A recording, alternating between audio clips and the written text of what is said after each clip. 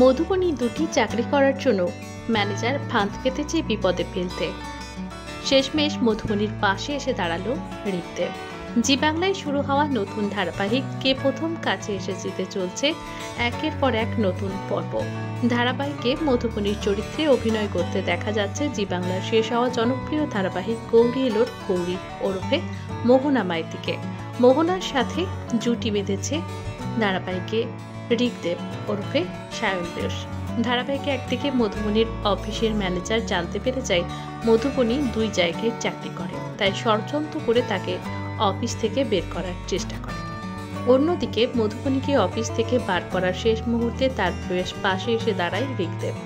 ঋগদেবের সাথে প্রথমে মধুবনীর সম্পর্ক ভালো না হলেও মধুবনীর ছোট্ট মেয়ে মিহিকার জন্য একটু হলেও মধুবনী নরম হয়েছে ঋগদেবের ওপর। ঋগদেব কি পারবে মধুবনীকে অফিসে তার সম্মান রক্ষা করতে? ধারাবাহিকে পরবর্তীতে কি হতে চলেছে তা জানতে চোখ রাখুন কে প্রথম কাছে এসেছি ধারাবাহিকে। প্রতিদিন সন্ধ্যে 6:30টায় শুধুমাত্র জি বাংলার পর্দায়। পাশাপাশি টলিউড রিপোর্টার চ্যানেলটিকেও সাবস্ক্রাইব করতে ভুলবেন না।